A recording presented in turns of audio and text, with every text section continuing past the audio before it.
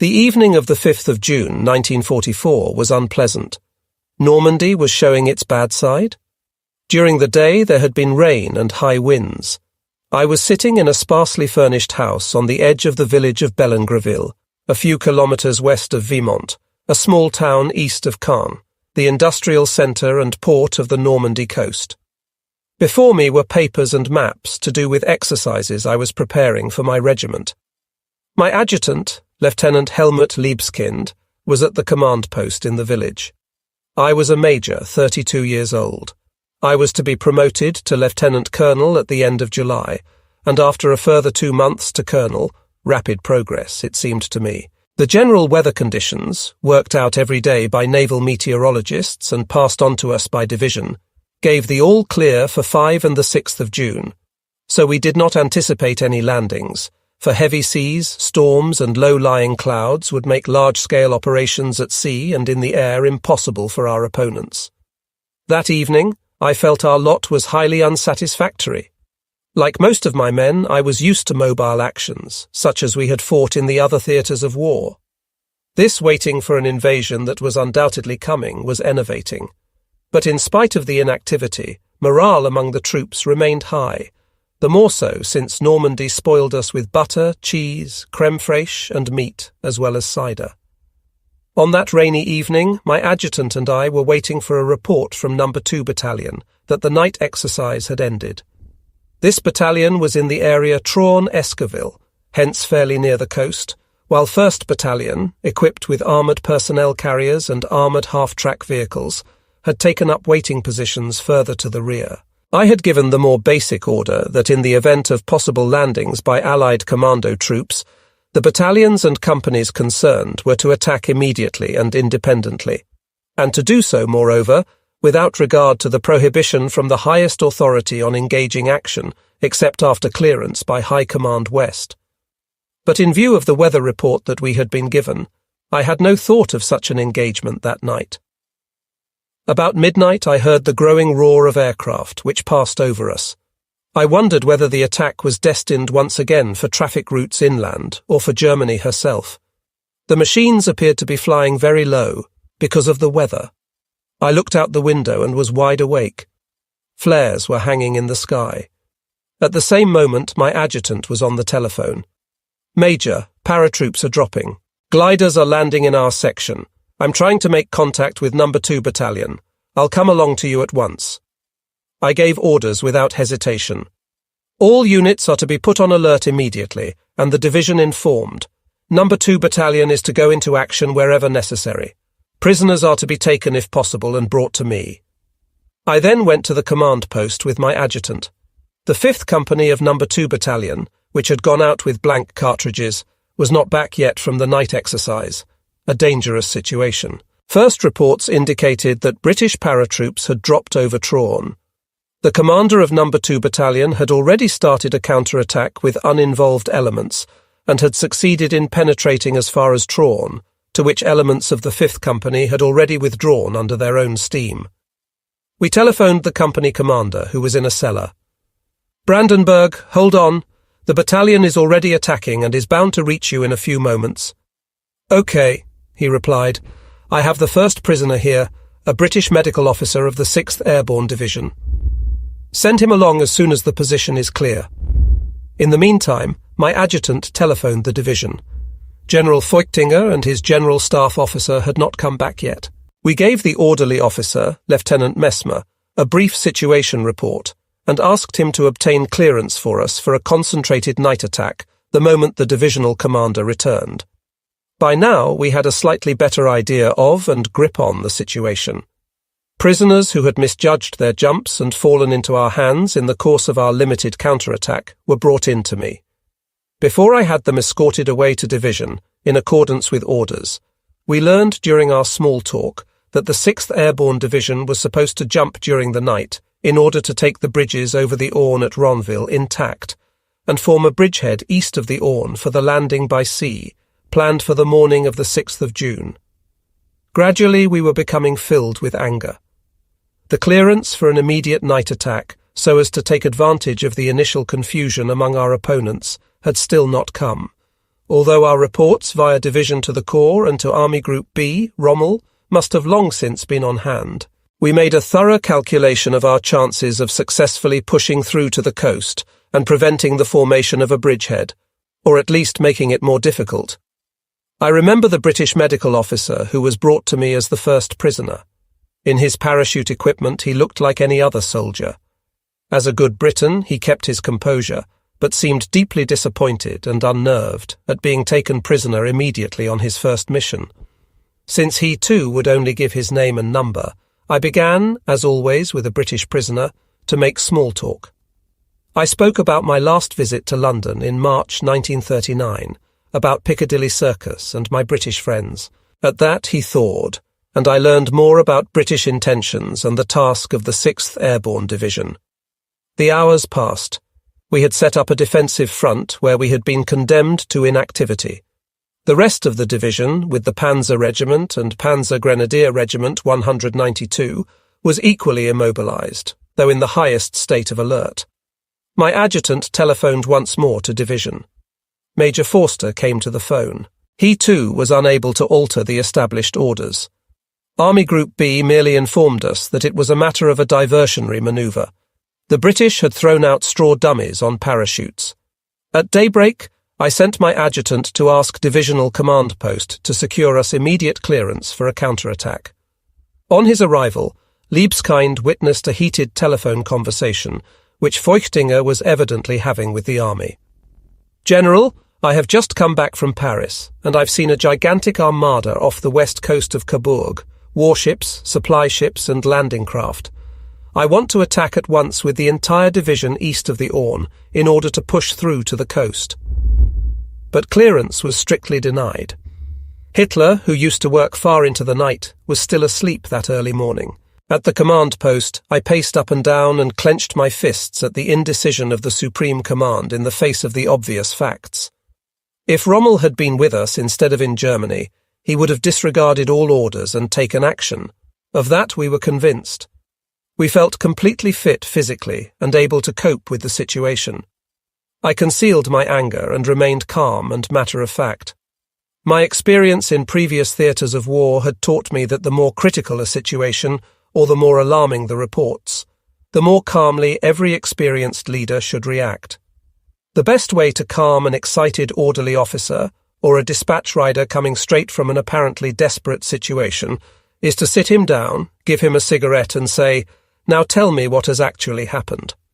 So the tragedy took its course. After only a few hours, the brave fighting units in the coastal fortifications could no longer withstand the enemy pressure, or else they were smashed by the Allied naval guns. While a German panzer division, ready to engage, lay motionless behind the front and powerful Allied bomber formations, thanks to complete air superiority, covered the coastal divisions and Caen with concentrated attacks. In the early hours of the morning, from the hills east of Caen, we saw the gigantic Allied armada, the fields littered with transport gliders and the numerous observation balloons over the landing fleet, with the help of which the heavy naval guns subjected us to precision fire. The situation forced us to regroup. Strong combat units were formed on either side of the Orne, east and west. We continued to wait for clearance for a counterattack.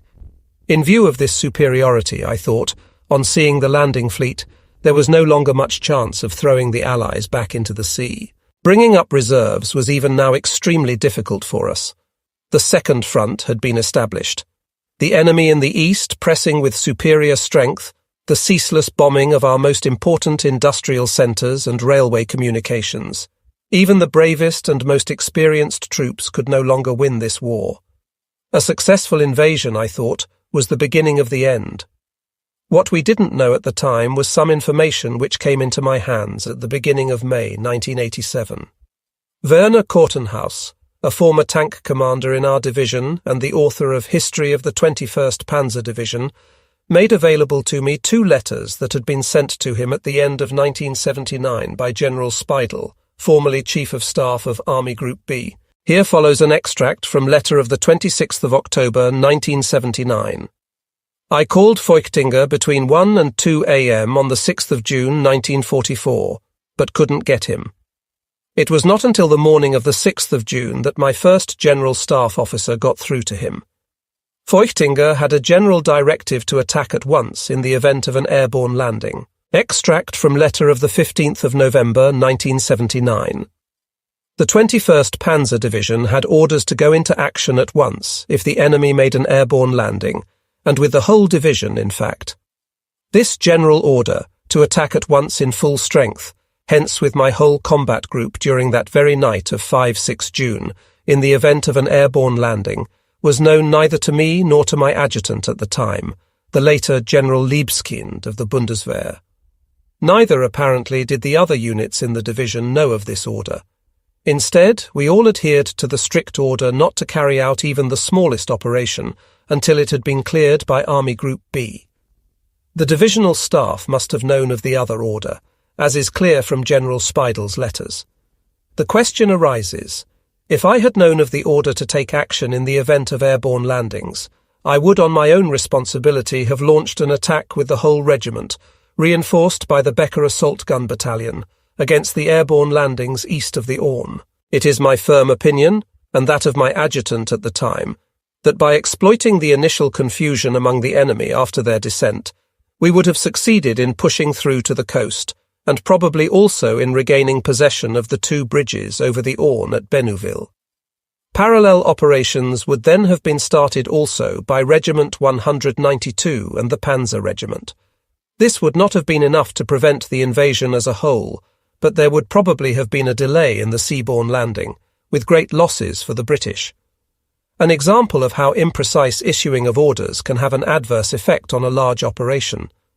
Further, highly interesting information came into my hands at the beginning of June 1987 through a former captain on the General Staff, later General Wegemann of the Bundeswehr, who had given it to Lieutenant Colonel Bechtold of the Bundeswehr, a student of the invasion at the beginning of May 1987.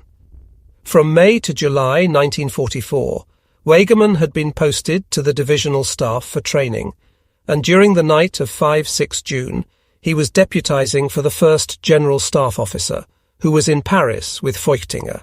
Wegemann reported that late in the evening of the 5th of June 1944, the division's radio company had picked up a British clear-text radio message that indicated the loading of transport gliders. This report had been passed on. After the first reports of airborne landings, he had at once alerted the whole division and informed Feuchtinger in Paris between 2 and 3 o'clock in the morning of the 6th of June. Feuchtinger had then arrived at the command post with his General Staff officer between 6 and 7 o'clock. We were all surprised that Speidel, in his call at 2 o'clock in the morning of the 6th of June, knowing of the general directive, had not given the order to attack airborne enemy forces at once with all available elements in my sector east of the Orne.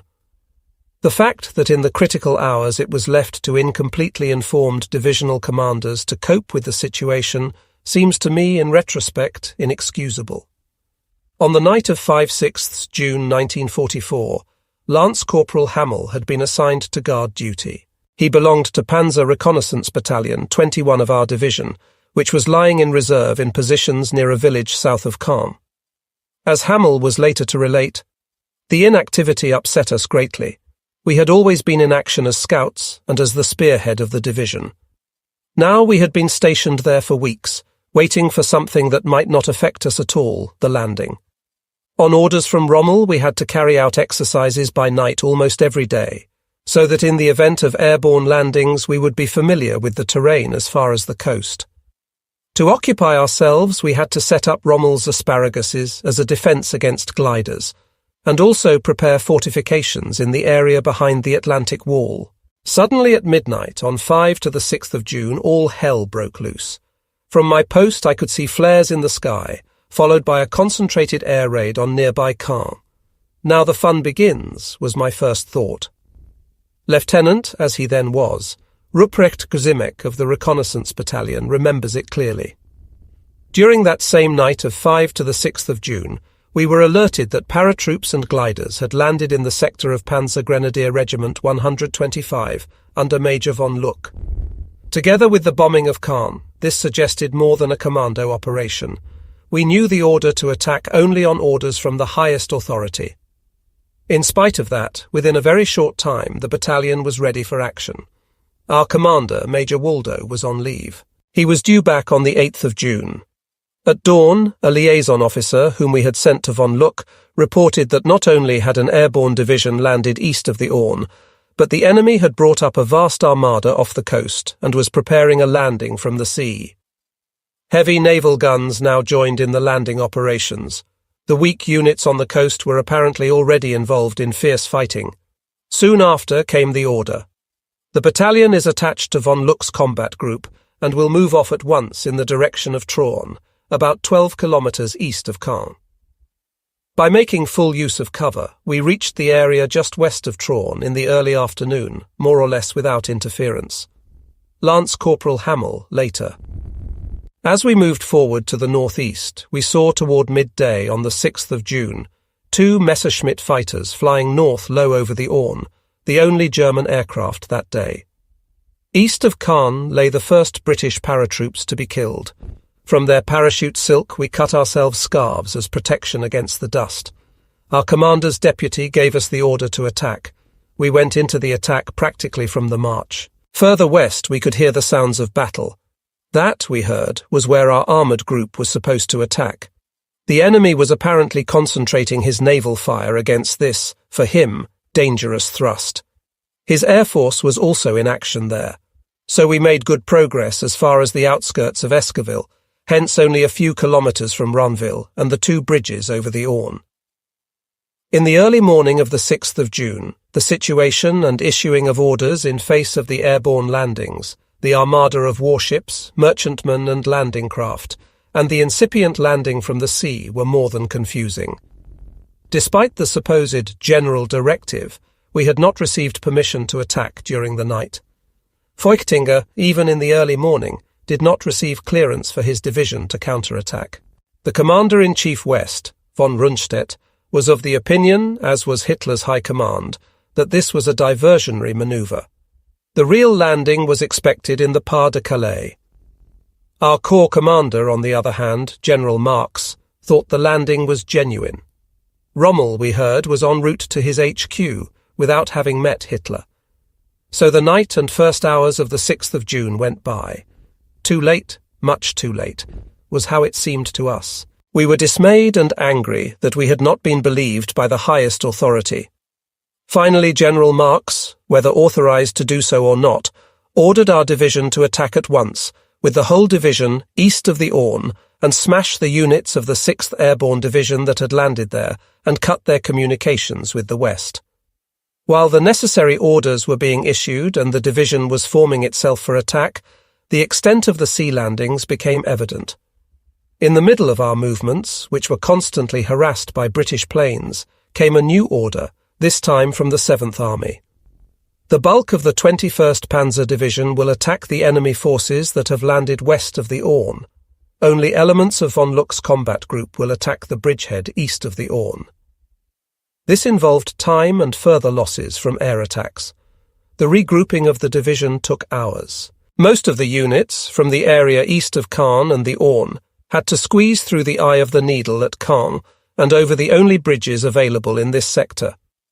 Caen was under virtually constant bombardment from the Navy and the fighter bombers of the Royal Air Force.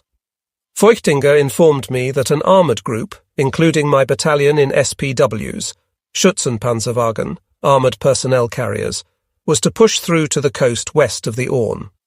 His orders to me: "You will attack with your battalion, reinforced by Panzer Reconnaissance Battalion 21 and Assault Gun Battalion 200 and a platoon of anti-tank guns, east of the Orne.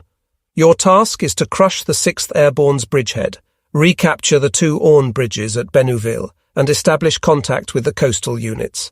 Elements of artillery will support you. Start the attack as soon as all elements have reached you."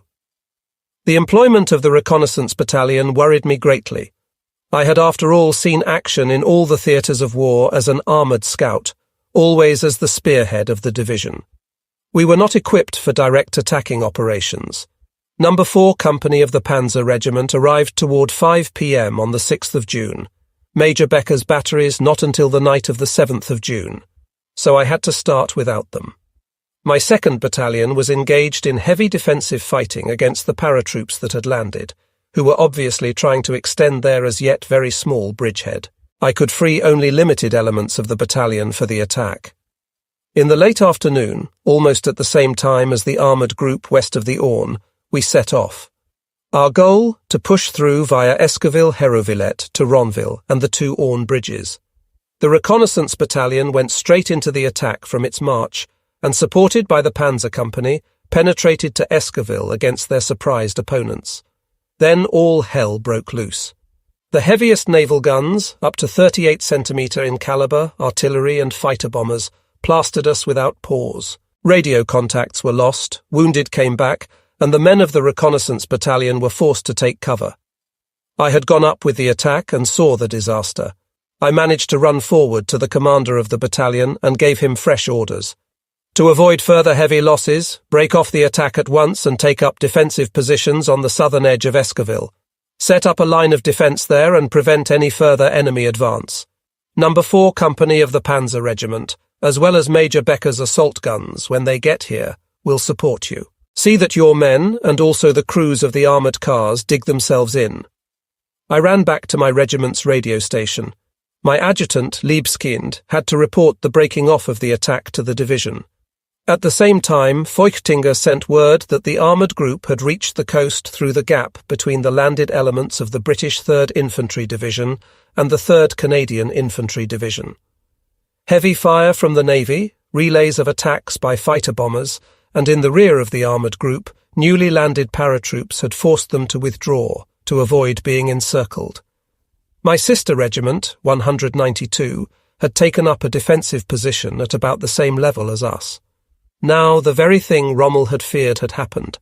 The enemy had not been attacked by our whole division and thrown back into the sea in the first hours of the landing. The other 2 panzer divisions were lying in areas far to the rear. Of the 1,000 fighters that Goering had promised, nothing was to be seen. Now, on the evening of the 6th of June, it seemed to have become clear even to Hitler that it must be a matter of a large-scale invasion.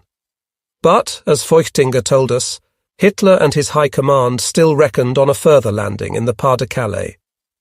The panzer divisions and reserve units stationed there were not to be withdrawn, on express orders from Hitler. At the same time, it was also clear to the last man that the invasion had succeeded, that it could now be only a matter of days or weeks before the Allies would have landed sufficient forces to be able to mount an attack on Paris, and finally on the German Reich, if it were not for that damned air superiority. Even by night, Christmas trees hung in the sky, bathing the whole area in bright light. The air attacks never stopped. The Navy laid a barrage of fire on our positions and bombarded the city of Caen, which was a focal point in our lateral communications. By day it was even worse. At any movement on the battlefield, even of an individual vehicle, the enemy reacted with concentrated fire from the Navy or attacks by fighter bombers. Either our radio communications were being intercepted, or the Navy had divided up the whole area into grid squares, and had only to pass on the square number to launch a sudden concentration of fire. Against such concentrations, and for the night, we all dug foxholes beside our vehicles, which provided some protection. All our supplies came from the Paris area, and could be moved only by night. During the night of the 7th of June, I received orders to continue the attacks on Esquiville also on the following days. We must try to crush the bridgehead east of the Orne, which as yet is small, was the message from our divisional commander. Then in the morning, we saw on the rising ground north of Esquiville up to 100 gliders lying in the fields, a sign that further units of the 6th Airborne Division had landed. Units of the Panzer Reconnaissance Battalion were still dug in on the southern edge of Esquiville. A combat patrol forced its way into the village and suffered heavy losses, but brought out 13 prisoners. One of them talked. We had the task of attacking southward through Esquiville to extend the bridgehead and reach our original objective. We are only waiting for reinforcements. Back at my command post, I got into conversation with an NCO of the 6th Airborne Division. He was slightly wounded and was just being treated by our doctor. He thanked us for his fair treatment, but was somewhat embittered. I belong to B Company under Major John Howard. We had the task of landing at midnight with 6 gliders by the 2 Orne bridges near Bénouville and taking the bridges intact. We had been trained for this operation for over a year. We landed right by the bridges. The enemy were taken completely by surprise. They didn't even have time to carry out the prepared demolitions. I think we were the very first to land on French soil. We were mighty proud, especially since we had only a few casualties. Major Howard had told us that after the operation had succeeded, we would be flown back to England to be held in readiness for another action. Then, yesterday evening, our Major received orders to attack the village of Esquiville this morning. The little bridgehead had to be extended, a task for which, in my opinion, we were never intended. We forced our way into the village, but came under heavy fire from all sides, especially from your bloody 88s. I believe more than half our company have been killed, wounded, or taken prisoner. After the feeble resistance at the bridges, we seem to have stumbled here on a strong, battle-tried opponent. Our Major was so proud of the coup de main, and now this disaster. All the same, we know our landing from the sea has been successful. You can't stop us anymore from marching on Paris before long. You can't win this war anymore. One of the bridges is known today as Pegasus Bridge, so called after the flying horse emblem of the British Airborne Forces. Meanwhile, reports were coming in from our right flank. My 2nd Battalion was engaged in heavy defensive fighting, especially on the right flank near and north of Traun. On no account must the enemy break through there on our unprotected, open flank. On the 7th of June, its commander, Captain Curzon, was killed. He was promoted posthumously to Major and awarded the Knight's Cross. Lieutenant Brandenburg, who with his 5th Company had been the first to make contact with the enemy during the night of the 6th, was also killed. Both were buried in ground to the rear and later reinterred. These were heavy losses for us all. Division sent Major Kurtz of the reserve that same day as the new commander of the battalion. He was an infantryman and had been in Russia. In that respect, he was very suitable for the immediate task. Within a short while, he had integrated himself and became one of my most reliable and successful leaders in the combat group. On the 8th of June, neither we nor the British attacked. On both sides, the wounded had to be cared for and casualties replaced. To our surprise, a few Messerschmitts suddenly appeared. They were at once involved in an air battle. A Royal Air Force fighter was shot down over the British lines. The men all raised their arms in jubilation. Were the promised 1,000 fighters about to turn up after all? But a Messerschmitt was also shot down. The pilot was able to save himself by parachute and landed near the reconnaissance battalion. He was brought along to me. He swore and waved his arms about. What are we supposed to do with a couple of fighters against this superiority? Where the hell are the 1,000 fighter planes? We didn't know either. In the afternoon, Major Waldo reported back from leave. His men of the reconnaissance battalion were glad. He was very popular, especially as he stuck up for them and always tried to avoid unnecessary losses. At the same time as Waldo came, an order also came from division. Von Luck's combat group will assemble on the morning of the 9th of June for a decisive attack on Esquiville, advance on Ranville, and take possession of the Orne bridges. Assigned to it for this purpose will be Panzer Reconnaissance Battalion 21, Number 4, Company of Panzer Regiment 22, 3 batteries of Major Becker's Assault Gun Battalion 200, and 1 company of Anti-Tank Battalion 220, with 8.8 centimetre guns. The division's artillery will support the attack within the limits of its supply of ammunition. Late that evening, all the commanders, along with an artillery observer, gathered at my post. We assemble before dawn, before the enemy air force can intervene or the navy be effective. The motorcycle escorts of the reconnaissance battalion and the grenadiers of 2nd Battalion not tied down by the enemy will lead, followed by 1st Battalion and supported by the tanks of No. 4 Company, as well as Becker's SPWs. The anti-tank guns will take up positions on the hill south of Esquiville to ward off counterattacks by British tanks. It would take a powerful and effective combat group to offset the impact of the naval guns and fighter bombers. We assembled an hour before dawn. I travelled with a little command group behind the reconnaissance battalion so that I could make decisions on the spot. During the night, we had been plastered with heavy naval fire and bombs. Our preparations had evidently been spotted. Lance Corporal Hamill, who took part in the attack as a motorcycle escort, recalls, "With support from the tanks and assault guns, we soon forced our way into Esquiville. The remaining civilian population had gathered by the church. We found a few children running around looking for their parents. We took them to the church. The British of the 6th Airborne Division put up fierce resistance. When it became light, heavy fire from the Navy began to fall on the centre of the village and its southern edge. We could make no progress. Then the news reached us that our beloved commander, Major Waldo, had been killed, only a day after coming back from his wife. This was a blow to us all. We couldn't even recover his body at first because of the barrage of fire. It was not until after dark that a patrol of volunteers, whom the British in fairness allowed to pass, was able to bring Major Waldo back and bury him further to the rear. Later, the British transferred him to their military cemetery in Ronville, where he found his last rest among his former enemies. Waldo's death greatly affected me personally. During the course in Paris, I had often had talks with him from which I could infer his contempt for Hitler. As I heard later, he had belonged to the wide circle of the men of the 20th of July, 1944. I had told Waldo of Rommel's prophecy. He too had set his hopes on Rommel. Waldo was an officer of the old Prussian school, highly decorated in Russia, modest and always considerate of the welfare of his men. His sister told me later, for example, that he had once been in a Russian village surrounded by partisans. The inhabitants had had nothing to eat for days.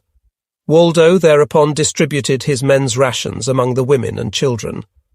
During the night, a deputation of partisans suddenly appeared. "German, you have given our women and children food. We thank you. For that you may leave the village tonight with your men. We will not attack." A sign of humanity on both sides. Captain Brandt from the division's reserve of officers took over the reconnaissance battalion in place of Waldo. For Werner Kortenhaus, too, at that time a tank commander in No. 4 Company, the 9th of June became a nightmare. That day was for us one of the hardest actions ever. We assembled with about 10 tanks under the trees of the avenue south of Esquiville. We drove with closed ports, one tank after the other, to the right past the chateau into a large meadow, which was enclosed by hedges. There we intended switching to broad wedge formation for attack, the grenadiers behind and alongside us. Then everything happened very quickly. Within a few minutes we had lost 4 tanks, knocked out by the naval guns. On my tank, a Mark IV with the short barrel, the turret jammed, so that I could only shoot into the hedges with my machine gun. The fire became more intense, so that on orders from Major von Luck we had to withdraw, as did the grenadiers. The artillery fire continued unabated. Some 30 or 40 grenadiers must have been killed by it. On the evening of the 9th of June, we realized that we could no longer drive the British back into the sea.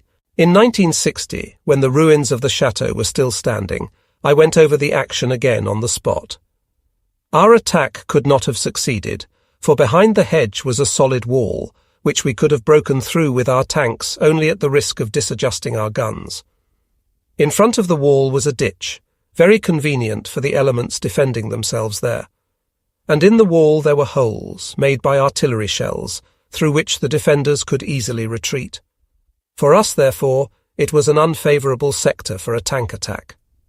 From the reports of patrols, it appeared that on the 8th of June, the 51st Highland Division had been moved into the bridgehead to relieve the hard-pressed 6th Airborne. With that, the likelihood of pushing back the bridgehead was further reduced. I knew the 51st Highland Division from North Africa. It had been regarded even then as an experienced elite unit. To my surprise, a combat patrol came back one day with a man on a DKW motorcycle. I looked at the machine. It was painted khaki and bore the sign of my Reconnaissance Battalion 3 on its mudguard. This machine had been through its own little safari. It had been captured by the British in North Africa, shipped to England, and from there sent to Normandy, where my men recaptured it and returned it to me intact. Meanwhile, during the nights of 7 and the 8th of June, the 2 Panzer divisions, the Panzer Lehr Division and the 12th SS Panzer Division, Having arrived at the invasion front after hard and costly marches from their concentration areas far to the east and south of Caen, had been thrown into counterattacks and defensive fighting west of Caen. But they too, decimated and unnerved by the constant attacks of the Royal Air Force, were no longer able to make any impression on the bridgeheads west of Caen and were stuck.